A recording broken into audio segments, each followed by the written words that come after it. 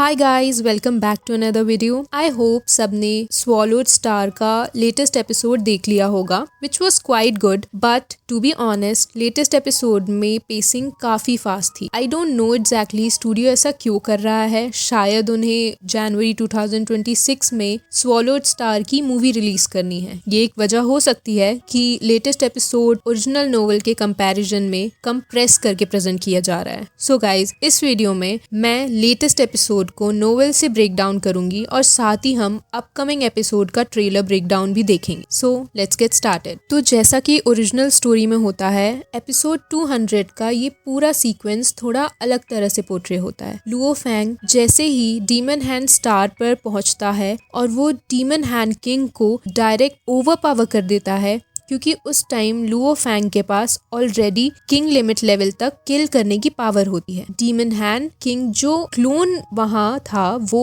Early stage king level का होता है, तो लुओ फैंग के लिए उसे हैंडल करना कोई बड़ी चैलेंज वाली बात नहीं होती। मोयुन वाइन डायरेक्ट उसकी बॉडी में घुस जाती है और बिना फीमो वेनम इंजेक्ट किए भी उसका डिवाइन बॉडी डैमेज होना स्टार्ट हो जाता है। लेकिन यहाँ पे बात आती है बबाता की। बबाता अब सिर्फ एक AI नहीं होती। लुओ फैंग ने उसे एक हार्ट ऑफ एवोल्यूशन खरीदा होता है, जिससे बबाता मैकेनिकल रेस वाली बॉडी के साथ कल्टीवेट भी कर सकती है और एक्चुअल इमोशन भी फील करती है। इसीलिए इस एपिसोड का जो टोन है वो ये दिखाता है कि डीमन हैंड किंग पे लास्ट स्ट्राइक बबाता खुद मारना चाहती है। डीमन हैंड किंग का क्लोन ट्रैप होने के बाद बबाता एक वेपन यूज करती है जिसमें फीमो वेनम लगा होता है और क्लोन को फिनिश कर देती है। ये उसके लिए मास्टर हुओ यान बो के लिए एक इमोशनल क्लोजर होता है। ओरिजिनल स्टोरी में डीमन हैंड किंग का क्लोन एक्चुअली उसकी फुल स्ट्रेंथ का सिर्फ एक स्मॉल पार्ट होता है। डीमन हैंड किंग का 40% divine body demon hand star पर होता है और रिमेनिंग 60% बॉर्डर रीजन में होता है, जहाँ वो मिलियन ईयर्स तक डोरमेंट रहकर कमबैक प्लान कर रहा होता है। इसका मतलब ये है कि इस क्लोन के मरने के बाद भी वो पूरी तरीके से डेड नहीं होता। हुओ यान बो का रियल रिवेंज बाद में होता है, जब वो रिशोरेक्ट होगा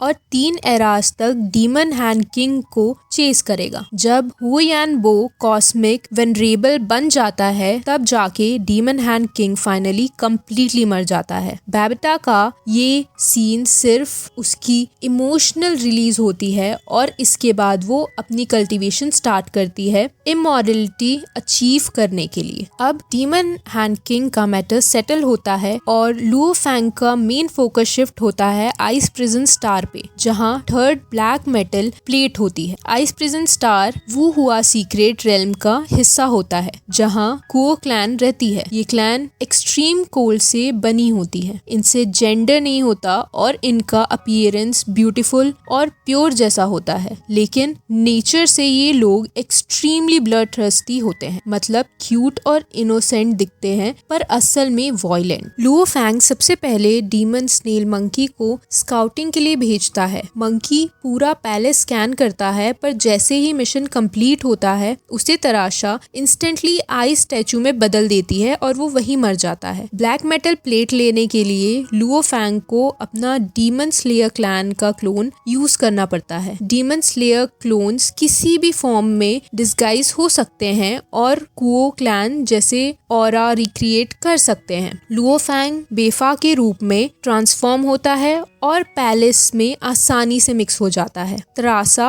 और यूवो दोनों उसकी आइडेंटिटी डिटेक्ट नहीं कर पाते और डिस्ट्रैक्शन के बाद Luo Fang black metal plate successfully ले लेता है। प्रॉब्लम तब शुरू होती है जब तरासा रियल बेफा से मिलती है। उसे तब समझ आ जाता है कि जो पहले उसे मिला था वो एक इम्पोस्टर था। कुओ क्लैन का रूल बहुत सिंपल होता है कि उन्हें अगर कोई भी एक्सटर्नल रेस दिखती है तो वो उसको तुरंत मार देते हैं, और इसीलिए लुओ फैंग का डीमन स्लेयर क्लोन तुरंत तुरंत हाई स्पीड से भागता है, लेकिन तरासा उसको ट्रैक कर लेती है। तरासा इनविंसिबल किंग लेवल की होती है, लेकिन demon slayer clone pure soul attacks के अगेंस्ट इम्यून होता है, इसीलिए वो उसे किल नहीं कर पाती। लुओ फैंग आगे तरासा को डॉज कर देता है, लेकिन नेक्स्ट प्रॉब्लम और भी बड़ी आती है। वेनरेबल क्विंग डाओ को उसके पीछे पड़ जाता है। ये कोउ क्लैन का टॉप लीडर होता है और यूनिवर्स वेनरेबल भी होता है। ये लुओ फैंग के पीछे इतनी तेजी से आता है कि अपनी डिवाइन बॉडी को बर्न कर देता है ताकि वो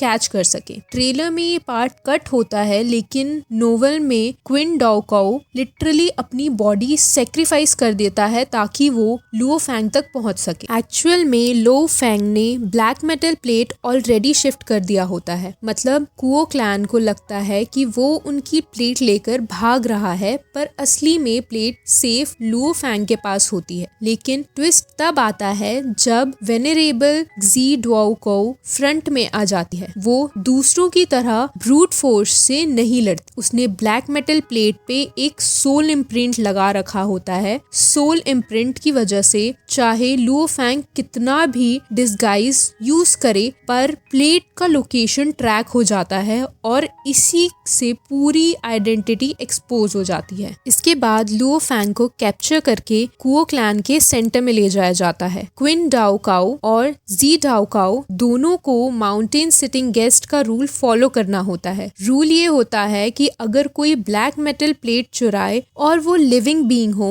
तो उसे मारना अलाउड नहीं होता। रूल के मुताबिक उसे डायरेक्ट आइस प्रिजन में डाला जाता है। लुओ फैंग को टोटल 5 ब्लैक मेटल प्लेट और 9 ट्रिब्यूलेशन सीक्रेट मैनुअल के लिए 3 मेजर ट्रायल से गुजरना होता है। ये था आज का एपिसोड 200 का original novel based detailed breakdown. अब हम देखते हैं अपकमिंग एपिसोड का ट्रेलर ब्रेकडाउन। तो जैसा कि हम ट्रेलर में देखते हैं, लुओ फैंग आइस प्रिजन के अंदर एंटर करता है और ये प्लेस नॉर्मल डेंजरस लोकेशन नहीं होती। ये पूरे आइस बेल्ट की सबसे खतरनाक जगह होती है, जहां हर सेकंड डेंजर ही डेंजर होता है। यहाँ टोटल 863 लोग बचे होते हैं और ये सब लोग इमॉर्टल किंग होते हैं। इनमें से सबसे पावरफुल होते हैं 5 जायंट्स और उनके बाद आते हैं 10 किंग्स। 5 जायंट्स सबसे इनविंसिबल किंग लेवल के होते हैं और 10 Kings quasi invincible king level के। और ट्रेलर ये क्लियर कर देता है कि लुओ फैंग को यहाँ मल्टीपल ओपोनेंट्स मिलने वाले हैं और सिल्वर आइज जो रैंक 2 पे होता है वो भी लुओ फैंग के सामने आएगा। आइस प्रिजन ओरिजिनली एक ऐसी जगह थी जहाँ 12,000 इमॉर्टल किंग्स को बंद किया गया था। इतने लंबे समय तक फाइट्स होती हैं और अब इसका रिजल्ट ये होता है कि सिर्फ उस प्रिजन में 863 लोग ही सरवाइव कर पाते हैं। यहाँ सभी कैरेक्टर्स किंग लेवल के होते हैं और जो सबसे बॉटम पे होता है वो हाई रैंकिंग किंग लेवल के होते हैं और जो रैंकिंग लिस्ट होती है आइस प्रिजन के अंदर वो 5 जायंट्स में से एक टियान लैंग ने लिखी होती है। अब सबसे बड़ा सवाल उनके सामने ये होता है कि वो इस प्रिजन से बाहर कैसे निकले। इसके सिर्फ 2 तरीके होते हैं। पहला तरीका ये है कि कोई कॉस्मिक वेनरेबल लेवल की पावर हाउस आए और पर्पल रोब और ग्रीन रोब गार्डियन को रिक्वेस्ट करे वो उनके डिसाइपल को रिलीज कर दें। दूसरा तरीका होता है आइस प्रिजन के अंदर 10,000 टोकन कलेक्ट करना, लेकिन इतने सारे अपोट्स बीत गए, आज तक एक बंदा भी इस टास्क को कंप्लीट नहीं कर पाया। इसीलिए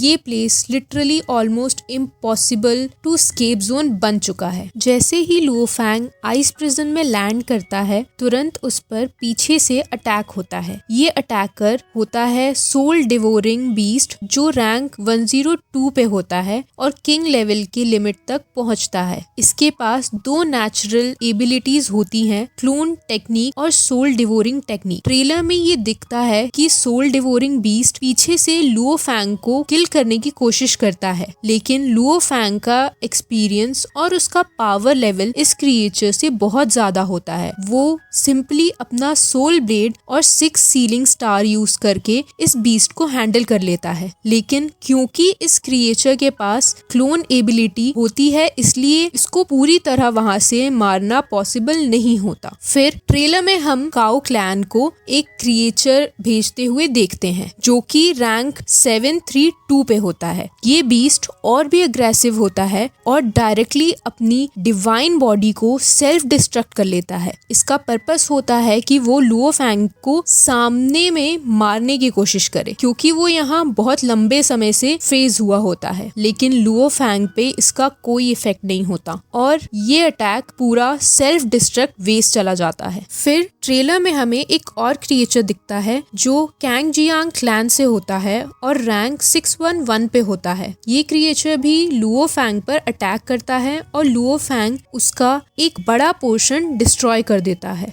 लेकिन इस बार लुओ फैंग उसको मारता नहीं है, क्योंकि इस क्रिएचर से आइस प्रिजन के स्ट्रक्चर के बारे में इंफॉर्मेशन लेनी होती है। यहाँ से लुओ फैंग को पता चलता है कि आइस प्रिजन एक्चुअल में 5 बड़े रीजन में डिवाइड होता है। Eastern ice prison, western ice prison, ice sea, south ice prison और नॉर्थ आइस प्रिजन। हर रीजन का एक किंग होता है जिसे 5 जाइंट्स बोलते हैं। ये 5 जाइंट्स होते हैं blood dog, silver eyes, sky wolf यानी टियांगलांग, ब्लैक विंड और सियान। ये सभी इनविंसिबल किंग लेवल के होते हैं, मतलब आइस प्रिजन के टॉप रूलर्स। इनके नीचे होते हैं 10 किंग्स। ये वो 10 कैरेक्टर्स होते हैं जो क्वासी इनविंसिबल किंग लेवल के होते हैं। इनके पास एक हैवी ट्रेजर होता है जिससे ये लोग अपनी अल्टीमेट टेक्निक्स बनाते हैं, जैसे वाइट बोन किंग जो रैंक 11 पे होता है और थंडर किंग जो रैंक 12 पे होता है। इन दोनों ने लुओ फैंग से फाइट की थी और दोनों फाइट में क्लियरली लुओ फैंग उन्हें स्ट्रॉन्ग दिखाई देता है। अब ट्रेलर का टॉप मोमेंट होता है सिल्वर आइस का अपीयरेंस। सिल्वर आइस प्रिजन का रैंक 2 स्ट्रॉन्गेस्ट ओपोनेंट होता है। ये एक स्पेशल लाइफ फॉर्म होता है जिसका power level million times realm Lord strength के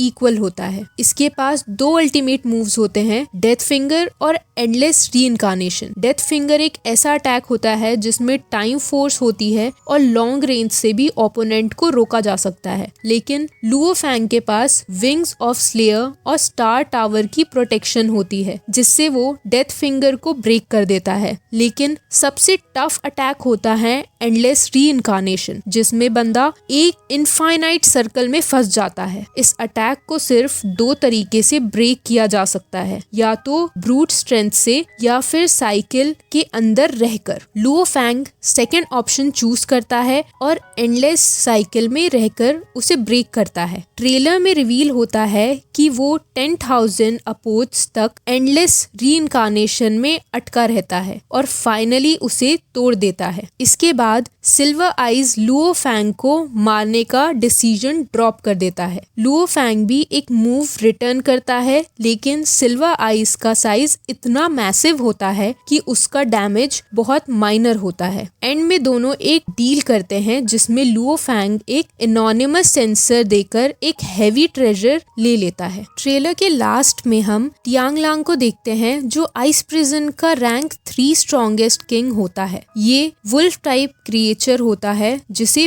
बहुत कनिंग माना जाता है। ये काम रहकर अपने मोटिव छुपाता है। इसका मेन गोल ये होता है कि वो सेंसर हासिल करके आइस प्रिजन से निकल सके। ट्रेलर के एंड में ये क्लियर होता है कि लुओ फैंग आइस प्रिजन में टोटल 2000 ईयर्स रहेगा और नेक्स्ट एपिसोड में स्केप सीक्वेंस स्टार्ट होगा। Ice prison arc total 3 episode में कंप्लीट होगा और नेक्स्ट मंडे फुल एपिसोड आएगा।